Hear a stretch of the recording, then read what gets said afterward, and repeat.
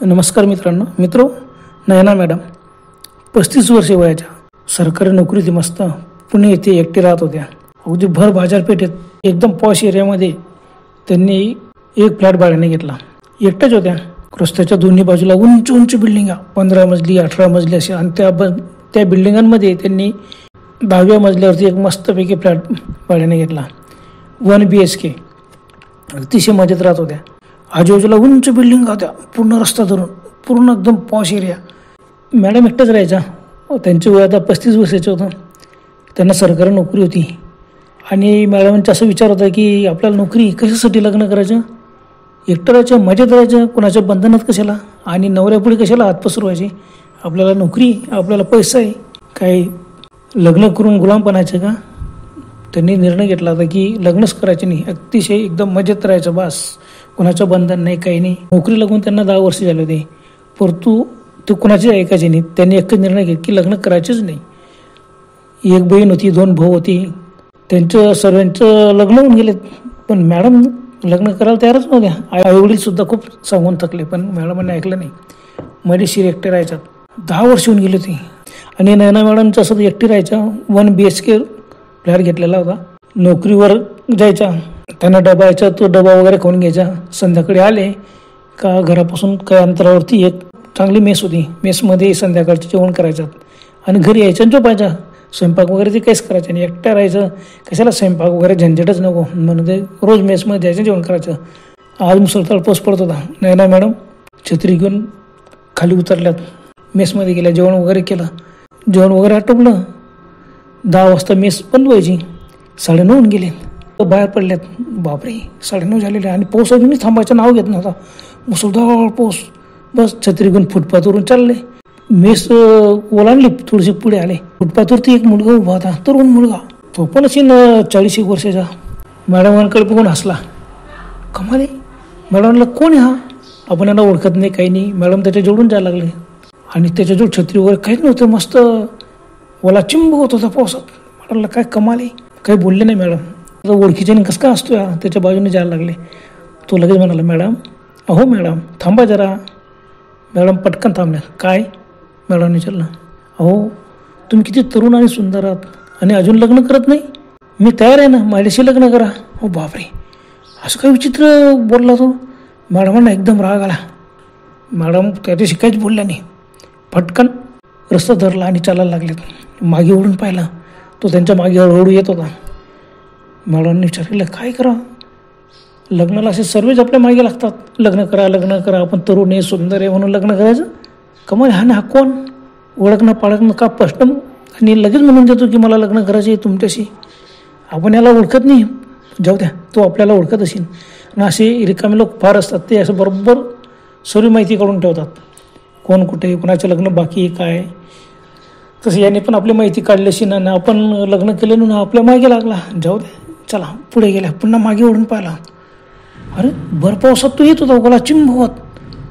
बाळा विचार करून आलं, काळी पॅन्ट लाल शर्ट घातलेला होता त्याने, ओला चिंब होत होता. त्याच्या मागे मागे मागे येतोय 10-15 फूट मागे. मग मॅडमांनी झपझप पावलं टाकायला सुरुवात केली. रस्त्यावरती भरपूर लोक चालत होते, कोणा प्रत्येकाच्या छत्र्या होत्या, काही ओले पावसात भिजत चालले होते. दुकान वगैरे आता बंद होऊन गेले होते. 9:30ला ते कॅन्टीनमधून बाहेर निघले. 9:45 झाले असतील. उशिराच द्यायचा मॅडम, काही घरी नसतं, झोपायचं ते डेस्काम नव्हतं. घरी यायचं, मस्त आराम करायचा, मग नंतर जेवण करायला यायचं. तसं आज बी त्यांनी तसंच केलं. मुसळधार पोचावते, छत्री सांभाळत ते पटपट चालत आले. आपल्या बिल्डिंगजवळ आले. पटकन लिफ्टने वरच्या मजल्यावर गेलेत. वरती गेले. वरती सर्व सुमसाम शांत, पूर्ण बिल्डिंगांमध्ये शांत होऊन गेलो. जबरदस्त पाऊस चालू बाहेर. आपल्या फ्लॅटपर्यंत आलेत. मागे ओढून पाहिलं, कोणीच नाही. भर झाला बा, त्याची पिच्चा सुटला. गॅलरी होती, गॅलरीतून खाली पाहिलं. खाली रस्त्यावरती तो भर पावसात उभा होता, वरती पाहत होता. अरे बापरे, मॅडम एकदम घाबरल्यात. अरे बापरे, हा कोण आहे, काय आपल्या पाठीमागे लागलेला आहे. मॅडमांना पण त्याने खालून हात दिला. बापरे, मॅडम एकदम घाबरल्या, पटकन वळल्यात. आपल्या फ्लॅटचा दरवाजा उघडला, मध्ये आले, बंद करून घेतला. मॅडमांना एकदम घाबरल्या मॅडम, की कोण आहे हा, पाटलाकडे तो गुंड मोवाली तर नाही. पण चेहऱ्यावर तर असं मोवाली वगैरे तर काही वाटलं नाही. जाऊ द्या, मॅडमांनी मग हातपाय तोंड उठले. बेडरूममध्ये गेल्या. चला झोपा. कोण असेल हा? कमाल आहे, आपण लग्न करत नाही म्हणून का आपल्या मागे लागायचं का कोणी पण? जाऊ द्या. आता मित्र, मॅडम एकट्या राहायच्यात. आईवडील सांगायचे की तू किती दिवस एकटी राहणार, लग्न करून घे. पण तिने अजिबात ऐकलं नव्हतं आजपर्यंत. त्यांनी विचार केला नाही, करायचंच नाही लग्न, ती मजेशीर जीवन जगायचं. झोपल्या मोबाईल पाहत होत्या. तेवढ्यात त्यांना दारावरती आवाज आला, टक टक टक टक टक टक टक टक. अरे कोण आलं? बापरे, एवढं रात्री घड्याळात पाहिलं 10:15 झालेले होते. एवढं रात्री कोण आलं आपल्या घरी? रात्रीचं आपल्याकडे कोणी येत नाही. दरवाजापर्यंत आल्या.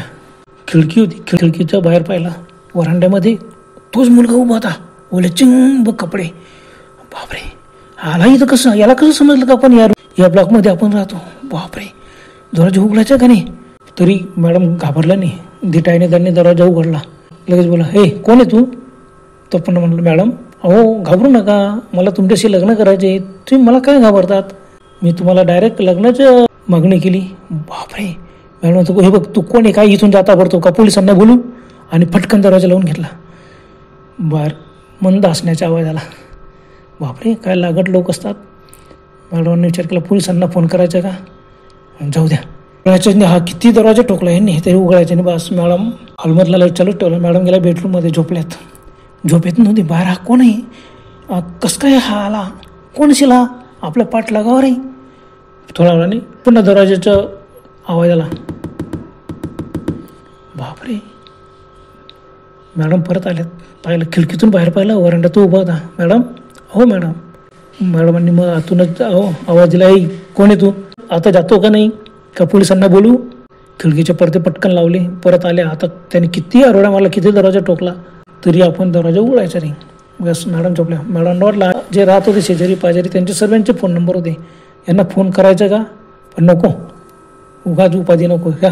थांबेल ना निघून गेला. मोबाईल वगैरे तर काही वाटत नाही. आपल्याला नेहमी येता जाताना पाहत असेल. बिचारा आपल्या प्रेमात पडला आपल्याला बघून. त्याला माहीत नाही का की आपण लग्नच करणार नाही? पण आपण लग्न केलं नाही याला कसं का माहिती? जाऊ द्या. मॅडमांचे विचारचक्र चालू होतं. पण मग नंतर दरवाजाचा ठोकण्याचा आवाज बंद झाला. काहीच नाही, सुमसाम शांत वातावरण होऊन गेलं. मॅडमांनी पहिला 11 वाजले होते. उठल्यात, हॉलमध्ये आल्यात. खिडकीचा पडदा हळूच बाजूला गेला. बाहेर बघितलं, काचेची खिडकी होती. खिडकी पॅक केलेली होती. बाहेर बघायला कोणीच नव्हता. तिला वाटलं बरं झालं बा, कोण असेल हा? जाऊ द्या. काळी पॅन्ट लाल शर्ट घातलेला एकदम 40-1 वर्षाचा मनुष्य होता तो. जाऊ द्या, आपण जसं लग्न केलं नाही तसंच तो पण असेल. त्याने पण लग्न केलं नसेल. जर पसंत असलेली मुलगी मिळाली नसेल आणि नेमकी आपणच पसंत पडलो, का सांगताय तो की त्याचे लग्न होत नसेल? पण मुलगा तर चांगला होता दिसायला वगैरे, मग कसं का त्याचे लग्न होत नाही? जाऊ द्या, काय करायचं आपल्याला. पण आपल्याला डायरेक्ट म्हणतो की लग्न करायचे. कमाल आहे, काय धीट लोक असतात. जाऊ द्या. मात्र त्यांनी काय केलं, हॉलमधला लाईट चालूच ठेवला. गेले किचनमध्ये, मस्त पाण्याची बाटली भरली, 1 ग्लास पाणी पिले, बाटली घेऊन बेडरूमला आलेत. बसल्या, पुन्हा उठल्यात. मग त्यांनी विचार केला की कोण आहे, काय कोणास ठाऊक. मग त्यांनी काय केलं, किचनचा लाईट बंद केला आणि बेडरूममध्ये आलेत. हॉलचा लाईट मात्र चालूच ठेवला. झोपल्यात. बराच वेळ मॅडमांना झोप येतच नव्हती. तोपर्यंत मग मोबाईल पाहत बसल्यात. 11:30 वाजले, 12 वाजलेत. मग मॅडमांना झोपायला लागली. पण डोक्यातून विचार जातच नव्हतं, कोण असेल हा? कोण आपला पाठला केला? नाही, आपण विनाकारण घाबरलो. आपण त्याला थांबून बोलायला हवं होतं, विचारायला होतं की कोण रे तू, कुठला, काय, सर्व माहिती कळून घ्यायला होती.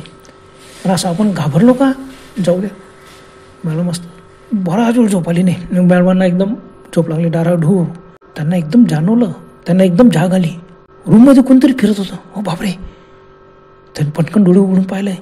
बघतात तर तो समोर उभा. अरे हा रूममध्ये कसा आला? एकदम मॅडम किचन, आई कोण आहे तो फक्त हसला. अहो मॅडम, अहो घाबरू नका, किती दिवस तुम्ही एकटे राहणार? मी पण एकटाच आहे. मॅडम एकदम ओरडून उठले. अरे तू कोणी? पळ घराच्या बाहेर. काय तू कमाल करतो? घरात घुसला कसा? तुझ्याकडे काय माझ्या फ्लॅटची डुप्लिकेट चावी होती का? मी आता पोलिसांना फोन करते. पटकन मॅडमने फोन उचलला आणि फोन करायला लागले. फोन करायला तेवढं हसण्याचा आवाज आला. मॅडमने बघ काय असतो, थांब मी पोलिसांना बोलवते. मॅडमांनी लगेच फोन उचलला आणि मोबाईलवर पोलिसांचा नंबर शोधायला लागले. मॅडमांनी सेव्ह केलेलाच होता. बरेच नंबर मॅडमांकडे, इमर्जन्सी नंबर सर्व सेव्ह होते. आणि एकदम मॅडमच्या लक्ष गेलं, समोर कोणीच नाही. अरे अरे गेला कुठं हा? मॅडम तसेच घाबरत बाहेर आल्यात. हॉलमध्ये पाहिल्या, किचन रूम उघडली, बेडरूममध्ये तर कोणीच नव्हतं, हॉलमध्ये कोणी नव्हतं, किचन रूममध्ये कोणी नाही. दरवाजा पाहिला, दरवाजा तर लॉक होता, आतून दरवाजा लॉक होता. मग अरे गेला कुठं? पटकन आला, टॉयलेट बाथरूम सर्व चेक केलं, त्याच्या कुठंच पत्ता नव्हता. फक्त 1 BHK त्यांचा फ्लॅट होता. बापरे, हा गेला कुठं? ह्याच्यामध्ये आता कसं काय पोलिसांना फोन करायचं? पोलीस येतील तर काय मॅडम एवढा रात्री आम्हाला त्रास देतात. पाहिलं मॅडमने 12:30 झाले होते. बापरे, नको नको, बरं झालं बाबा, नाही आपल्याला भात झाला, आपण किती घाबरलो होतो, म्हणून आपल्याला भात झालेला आहे. मॅडम आल्यात बेडरूममध्ये, परत झोपल्यात. काय करायचं? आपल्याला असं काय विचित्र वाटतं, कोण न कुठला तू आपल्याला मस्त दिसला, बोलला आणि गायब झाला, आणि आता रूममध्ये कसं काय आला? नाही, भीतीमुळे की नाही आपल्याला भात झाला नक्कीच. मॅडम झोपल्या, पण मॅडमांजवळ बेडरूममध्ये मॅडम झोपताना गादीवरती एक मोठा लाकडी दांडा ठेवलेला होता त्यांनी, मजबूत, की जर अचानक प्रसंग वगैरे आला तर तो दांडा घ्यायचा आणि कोणावर हमला करायचा, आपलं संरक्षण करायचं. तसंच मॅडमांनी किचनमध्ये, बेडरूममध्ये आणि बैठकीसुद्धा एक मस्त लाकडी दांडे ठेवलेले होते, की आपण एकटं राहतो, वेळ प्रसंगाला चोर दरोडे कोणाला तर बस तो दांडा त्यांनी बेडरूममध्ये ठेवला, मस्त गादीच्या खाली असं बरोबर लपवलेलं, तर की पटकन कोणी आलं तर लाकडी दांड्याने हमला करते. मॅडमना जर थोडंसं हसू पण आला, अरे कमाल आहे, अहो आपल्याला की नाही हे नक्कीच स्वप्न पडलं असेल किंवा भास झाला असेल, कुठं कोणीच नाही करत. मॅडम परत झोपल्या. बराच वेळ मॅडमांना झोप आली नाही, मग झोप लागली. 1-1:30 वाजले असतील. मॅडमांना सासूला लागला की कोणीतरी घरात फिरतोय. बापरे, मॅडम तर खडबडून जागे झाल्यात, पाहता कोणीच नाही. बेडरूमच्या लाईट त्यांनी चालूच ठेवलेला होता, बेडरूममध्ये कोणीच नव्हतं. मग त्यांनी लाकडी दांडा घेतला, उठल्या, हॉलमध्ये आला, हॉलच्या लाईट चालू केला, हॉलमध्ये कोणीच नाही. सोफा सीटवर पाहिलं, कोणीच बसलं नव्हतं, इकडे तिकडे सर्वकडे पाहिलं. मग किचन रूमला गेल्या, किचन रूमच्या लाईट चालू केला, कोणीच नाही. बापरे, 1:30 वाजले होते. मॅडम परत बेडरूममध्ये आल्यात, परत झोपल्या. विचार करून आले, कोण असेल हा? असा कसा प्रसंग आला? कोण अनोळखी मुलगा, आणि मस्त म्हणतोय आपल्याला. मुलगा काय मनुष्यच होता तो, चांगला 40 वर्षाचा असेल ना, आपल्यापेक्षा नक्कीच मोठा होता. आपल्यासारखी तरुण मुलीला बघून सर्वच मागे लागतात, अशी नाही एखादा असाच आशिक माझ्या, जाऊ द्या. पण मॅडमांना कशाला झोप लागेल? विचार करता करता मॅडमांना अचानक झोप लागली. पुन्हा त्यांना आवाज आला जोराने, बापरे, भांडे पडण्याचा आवाज. पटकन मॅडम उठून बसल्या. अरे घरात मांजर उचली का काय? नाही. मॅडमांनी तो दांडा आता घट्ट पकडला. आल्यात, पाहिल्यात, किचन रूममध्ये आल्या. किचन रूममध्ये भांडी इकडे तिकडे अस्ताव्यस्त पडलेली होती. अरे कोण घुसले तर? मांजर तर नसेल शोधलं. इकडे तिकडे भांडे जास्त नव्हते, कारण मॅडम स्वयंपाक करायचे नाही, कधी मध्ये नाश्ता पाणी किंवा एखादा चहा वगैरे करायच्यात. मॅडम मेसमध्ये जेवण करायचे, त्याच्यामुळे एवढे सामान वगैरे काहीच नव्हतं किचन रूममध्ये. फक्त नाश्ता करण्यासाठी चहा करण्यापुरतं साहित्य होतं, ते काहीच नाही. मॅडमाने इकडे तिकडे पाहिलं, कोणीच नाही. बापरे, आपल्याला काय भास होत आहे, हा काय प्रसंग आला आपल्यावरती. खरंच आपण एकटे आहेत ना, एकटे बघून कोणी आपल्या मागे लागतो. खरंच एकटे राहायला नको. सर्व म्हणायचे, आई वडिलांनी सुद्धा सांगितलं होतं की तू एकटे राहू नको, आता तुझे खूप वय होऊन चाललं, अजून उशीर झाला तर तुला जोडीदारच भेटणार नाही. मुलाला भेटून जातात, मुलगा 40 वर्षाचा हो, 45 वर्षाचा हो, पण मुलीला नाही भेटत, तिच्या वयाचं कोणी नसतो. मॅडम काय करावं, इकडे पहा तिकडे पहा, काही नाही. हॉलमध्ये आल्या, काही नाही. बापरे, काय सीन, कुठे गेलं, कोण सीन, आपल्याला असं काय भास होत आहे. आणि ह्या मुलाच्या बाबतीत असं कसं झालं, आणि तो पण किती धीट. आजपर्यंत असं कोणाची हिंमत नाही. आजपर्यंत असं बऱ्याच लोकांनी विचारलं की मॅडम लग्न करायचं, पण मॅडमांनी स्पष्ट सांगून दिलं होतं की नाही, मला लग्न करायचंच नाही. असे बरेच स्थळं आले होते. मॅडम सर्व टाळायचे. नोकरी करताना बरेच ऑफिसातले लोक किंवा काही बरेच लोक भेटायचे, त्यांनीसुद्धा मॅडमना डायरेक्ट मागणी घातली होती, पण मॅडमने नाही सांगितलं. पण हा असा कोण, हा मोबाईलसारखं पण वाटत तर नाही, आणि काही आपल्या मागे मागे मी जिथं जाऊ तिथं येऊन जातो. भर रस्त्यात भेटला. आज असा काय प्रसंग आला? मॅडम विचार करत तो हॉलमध्ये थांबल्या होत्या. आता दांडा धरला, छा येऊ द्या त्याला मेल्याला.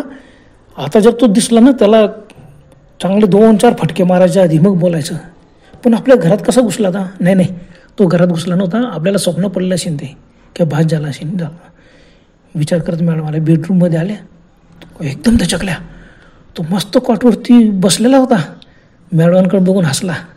मॅडम अहो असं काय घाबरता, मी तुमच्याशी लग्न करायला तयार आहे, तुम्ही इतका तरुण सुंदर आणि असे कशा राहता एकटा माणसाने एकटं राहू नये, तुम्हाला एकटं बोर होत नाही का? मॅडम म्हणाला अरे मला विचारतो तू लग्न, मग तू सुद्धा एकटा आहे का? तो हो मी लग्नच केलं नाही, मी एकटाच आहे, मला माझ्या मनपसंत मुलगी मिळाली नाही आणि मनपसंत मुलगी मिळाली तर तुम्ही तयार होत नाही. मॅडम म्हणा अरे तू कोण कुठला काय, मी तुला ओळखत नाही, काही नाही ओळखत नाही, तू पण जाऊ दे, तू घरात घुसलास कसा, माझ्या फ्लॅटमध्ये तू कसा घुसला? मॅडम एकदम संतापल्या, तो उभा राहिला आणि हसू लागला. मॅडम इतका संताप आला, मॅडमाने तो दांडा डायरेक्ट त्याच्या डोक्यातच मारला, फाट दिशा आवाज आला आणि तो बेडवरती पडला. ओ बापरे. मग मॅडम इतका संतापल्या तर 2-4 फटके त्यांनी पाठीवर मारलेच. तसंच तुम्ही उभा राहिला पुन्हा मॅडमने पुन्हा दांडा मारला एकदम डोक्यात मध्यभागी. तो एकदम किंचाळला आणि धाड दिशी खाली पडला. बापरे. मॅडम थरथर कापत उभ्या होत्या आणि मग एकदम मॅडमांना शुद्ध आली, अरे काय केलं आपण, हे लाकडी दंडुका होता पण इतका जोरात बसला होता त्याला, तर बेडवरती सगळीकडे रक्तच बेडरूममध्ये रक्तच, खाली फरशीवर रक्त, तो रक्ताच्या थरवड्यात पडला. तर बापरे. मॅडमांना एकदम थरकाप सुटला, आपल्या हातून खून झाला, खून. अरे कोणी असो बिचारा, त्याला आपण पसंत पडले म्हणून तो हल्ला होता. आणि समोर बघता तो मस्त डोळे विस्फारून मॅडमांकडे पाहत होते. बस शरीराच्या हालचालीने काही नाही, बस तो पूर्ण उताना पडलेला होता आणि डोकं फुटलेलं, सगळीकडे रक्त. बापरे. मॅडम एकदम थरथर कापा लागले, एकदम किंचाळल्या उभ्या होत्या त्या. काय करत त्यांना सुचत नव्हतं. हातातला दांडा तिथंच खाली गळून पडला. हातातला दांडा सुद्धा रक्त भरलेला होता, मॅडमच्या अंगावर सुद्धा रक्त उडालेलं होतं. मॅडम निघले, बापरे कपडे भरले, काय करायचं, असं काय झालंय आपल्या संतापाला म्हणून बिचारायला आपण डायरेक्ट मारून टाकला. मॅडमांनी परत थरथर कापून उभे बघता त्याची हालचाल होत नव्हती. बापरे. मॅडम तसंच बाहेर पडाल्या, हॉलमध्ये आल्या, गप्पन सोफ्यावर बसल्यात.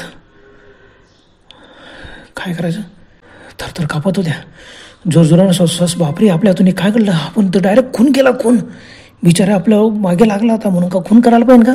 मस्त बोलत होता तो आपल्याशी. नाही हे आपण खूप चुकीचं केलं. भीतीमुळे त्याने का आपल्यावर हमला केला होता, काय केलं होतं, आपण एवढं संतापाला नको होतं, संतापाच्या बरोबर काही करून टाकलं.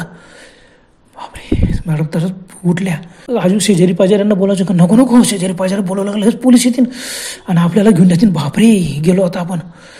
तर कापत मॅडम उभ्या त्या विचारत करू लागले करायचं काय. मॅडमची एक मैत्रीण होती मीरा नावाची, बस तिच्याच वयाची, तिच्याबरोबर नोकरी करत होती ऑफिसात.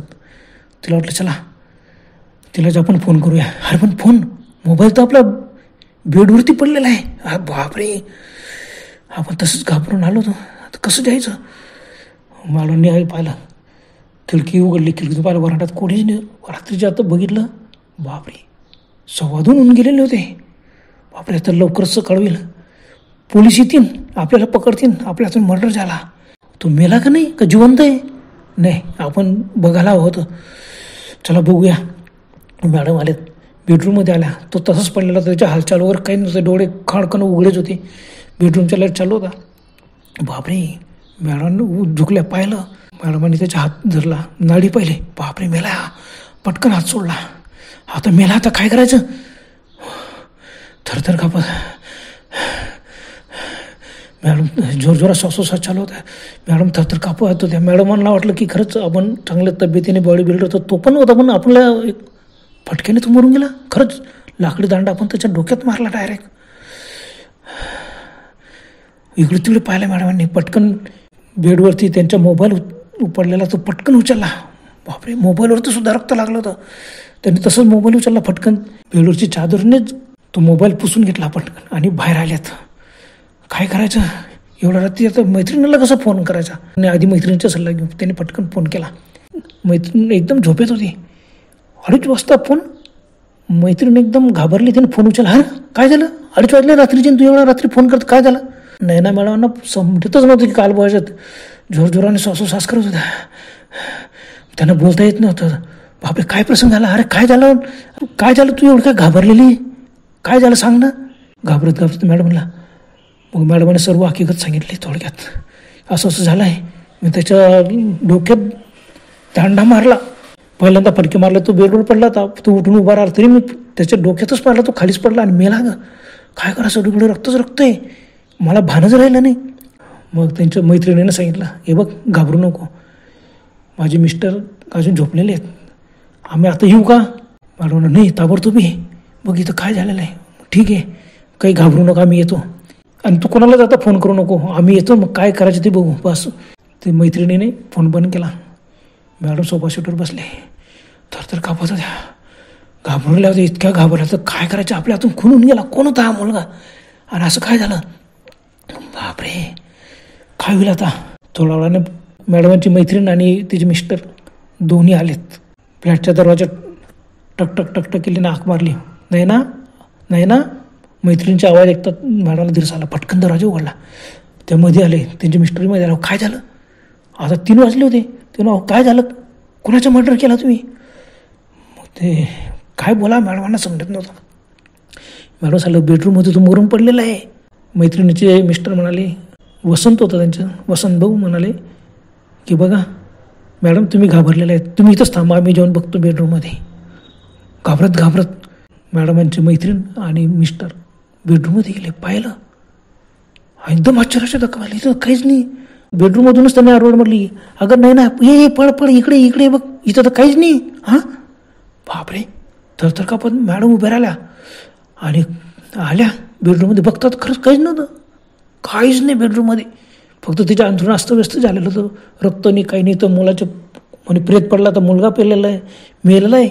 मॅडमाने सांगितलं नाही, मी त्याच्या डोक्यात दांडा मारला ना माझी, बघा मोबाईलसुद्धा रक्ताने भरलेला, बघा हे डाग अजून, बघता मोबाईलला काहीच नाही, सर्वीकडे पाहिलं कुठंच काही नाही. बापरे. मग त्यांच्या मैत्रीण आणि तिच्या मिस्टरांनी सर्वीकडे पाहिलं, किचनमध्ये गेले, सर्वीकडच्या लाईट चालू होतं, कुठं काहीच नव्हतं, भांडे मात्र अस्ताव्यस्त पडलेले होते. तुला कोण आलं नाही, अगं तू एकटी राहते आणि भीतीमुळे तुला तसं झालं, खरं सांग तुला खरंच कोणी भेटलं होतं का? हो मला दिसलं होतं ना तो मुलगा, आणि तो मध्ये आला आणि मी त्याला की मारूनच टाकलं डायरेक्ट संतापाच्या भरात. कोण होतं काय नाही.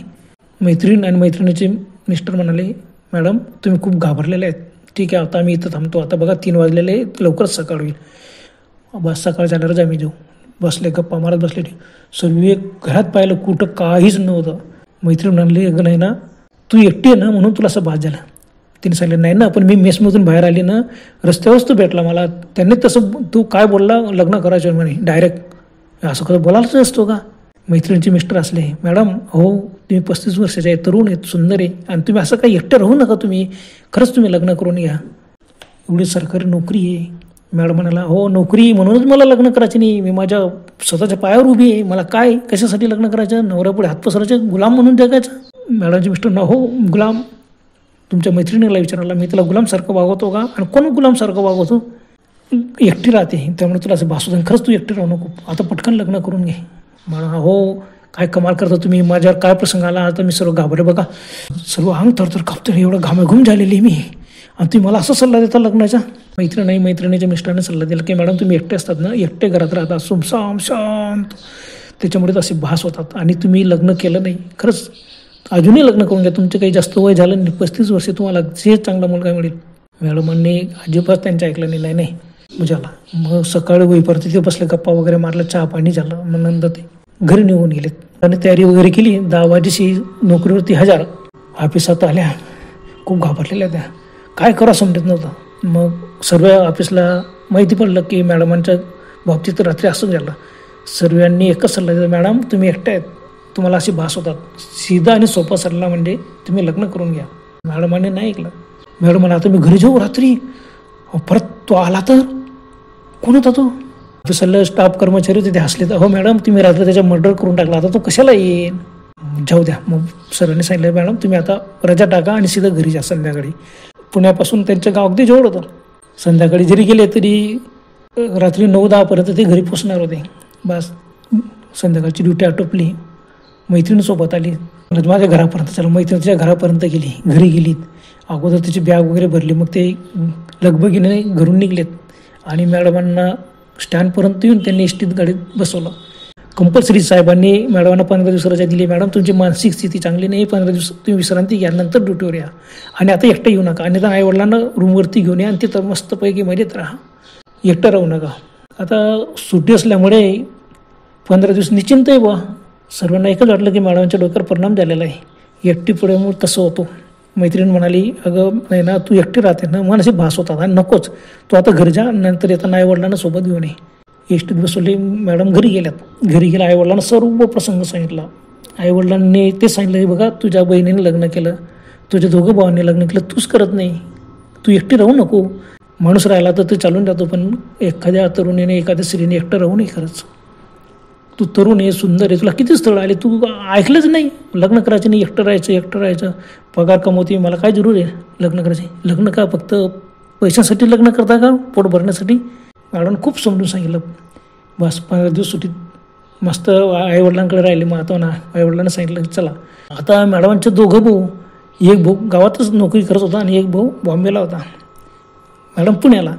आईवडिलांनी सांगितलं की आता आम्ही दोघं तुझ्याकडे राहू आणि बघ तू ऐक, आता तरी तू एकटी राहू नको, पटकन तुझ्यासाठी स्थळ बघतो आणि तुझे लग्नच करून टाकतो. ठीक आहे, थोडे दिवस मी एकटी काय राहणार नाही, तुम्ही माझ्यासोबतच राहा. त्याला किती दिवस आम्ही तुला सोबत देणार, आता आमचं वय झालेलं आहे, दोघं म्हातारं झालेलं, केव्हा चाललं जाऊ, तू ऐक लग्न करून घे. पण मॅडमांनी ऐकलं नाही. झालं. मग आई वडील आणि मॅडम 15 दिवसाची सुट्टी संपली. मॅडम त्यांना पुण्याला घेऊन आले. मस्त त्या फ्लॅटमध्ये आलेत, मस्त राहायला लागलेत. 5-6 दिवस मजेशीर आनंदात निघाले. मॅडम ड्युटीवर जायला यायला लागले. सर्वांना असं वाटलं की मॅडम एकट्या आहेत, त्यांना असे भास होतात. सर्वांनी सल्ला दिला. मॅडमांनी परत सर्वांना सांगितलं, मी विनंती करते, कोणीही मला लग्नाचा सल्ला द्यायचा नाही, मी एकटी राहील, मजेशीर राहील. बाकीच्यांना म्हणाले, मैत्रीण म्हणाली, अगं एकटी मजेशीर राहते तू अशी घाबरत, आणि आई वडील म्हातारे किती दिवस तुझ्यासोबत राहणार, अगं संसार कर, लग्न कर, मुलं बाळं पुढे होतात, मोठे होतात, आपलं आयुष्य असं मजेशीर जातो. मॅडम म्हणाला, अहो उलट एकटं राहण्यात खरी मजा आहे. मग 2-3 लोक मिसकिलीनं म्हणाले, अहो मॅडम एकटं राहण्यात मजा आहे, मग तुम्ही का घाबरता, आईवडिलांना काय घेऊन आलेत, काय उत्तर देणार मॅडम? 8-15 दिवस मस्त मजेत गेलेत. आता मॅडमांनी काय केलं होतं, स्वयंपाक वगैरे काही नव्हतं, पण घरी 2 टाईम मेसचे डबे मागवलेले होते. 2 टाईम डब्याचे आईवडील राहायचे, खायचे. ते म्हणा, अगं तर असं किती दिवस मेसचं खाणार आहे तू? नाही ऐकलं. मॅडम ऑफिसात जायच्यात, ऑफिसामधून दुपारी तिथं डबा यायच्यात आणि घरी मेसवाला घरी बरोबर 2 डबे पडायचे, संध्याकाळी 3 डबे, मस्त जेवण खाऊन करायचं. मॅडमने सांगितलं, बघा मी एकटी राहते ना, मम्मी पप्पा घाबरू नका, मजेशीर जीवन जगते, काही कोणाच्या बंधनात राहायचं.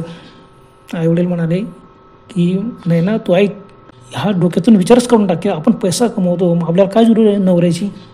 त्या दिवशी अमावस्या होती, रात्रीचे 11 वाजले असतील. कोणीतरी जोरजोरात दरवाजा ठोठावला. असं ठोकला, अरे कोण आलं? मॅडम उठल्या. तर आई वडिलांना सांगितलं, नाही तुम्ही झोपा, मी येते. खिडकीतून पाहिलं, एकदम मॅडम दचकल्या. हो बापरे, तोच मुलगा उभा होता, तोच लाल शर्ट, ती काळी पॅन्ट, वरांड्यात उभा होता. बापरे, थरथर कापला. तिने लगेच वडिलांना हाक मारली, पप्पा बघा, तो मोवाली परत आला. अरे मोवाली? आई उठली, अगं तू तर त्याला मारून टाकलं होतं ना. वडील म्हणाले, अगं मारलं बिरलं नाही, हिला भाज्याला स्वप्न पडलं असेल, घाबरलेली.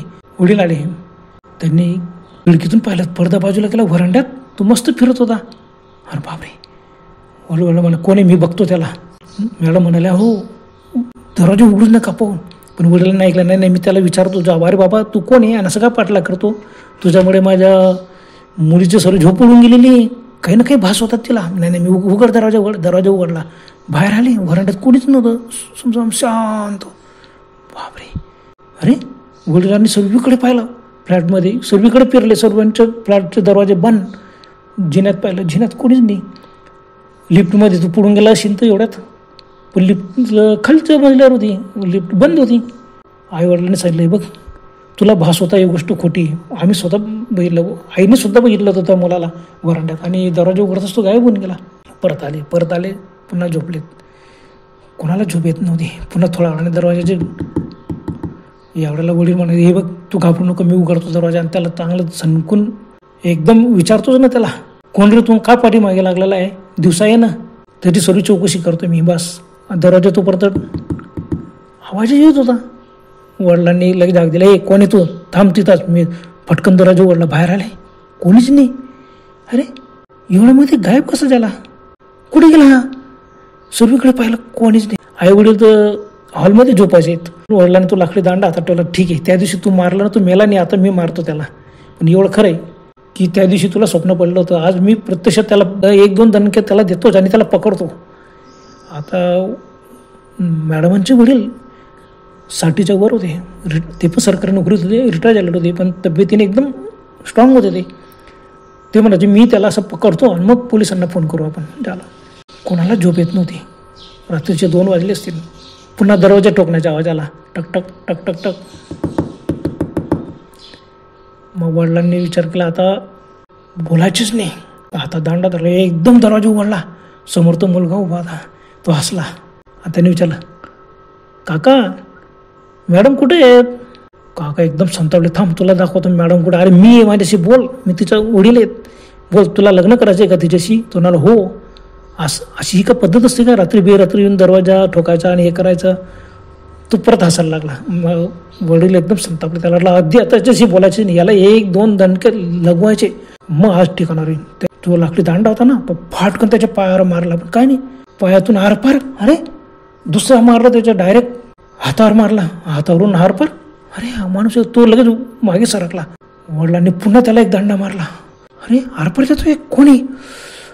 आता आई घाबरून उठून पाहत होत्या. मॅडम पण आलेल्याच हॉलमधून बघताय.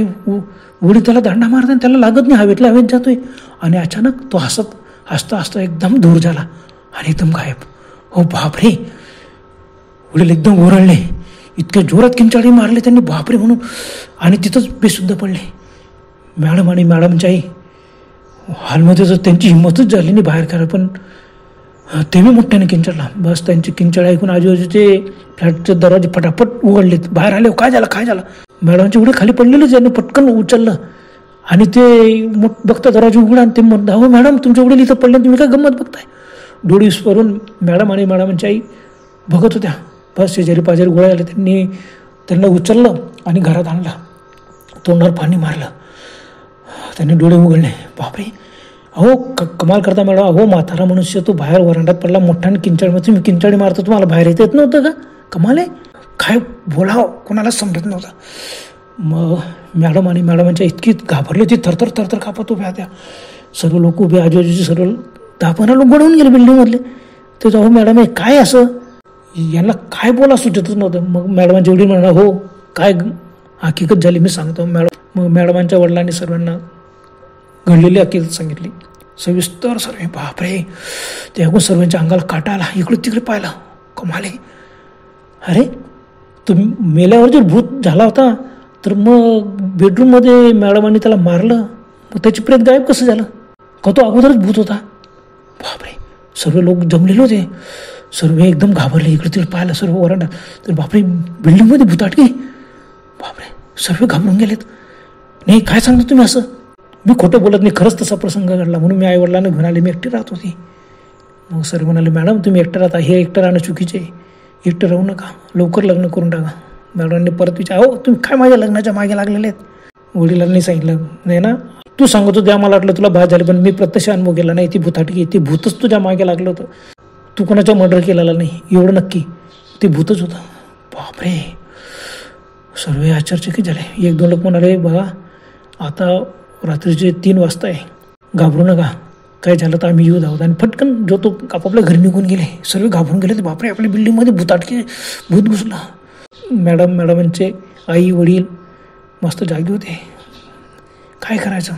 मॅडम तसंच घाबरत ड्युटीवर आल्या. ड्युटीवर त्यांच्या मैत्रिणी, ऑफिस स्टाफ सर्वांनी सांगितलं, मॅडम आता तुम्ही असं करा, ताबडतोब तो फ्लॅट सोडा आणि दुसरीकडे जा आणि लवकर लग्न करून टाका. विनाकारण असं तुमच्या मागे माणसं लागत होतं, आता भूतसुद्धा लागायला लागलेत.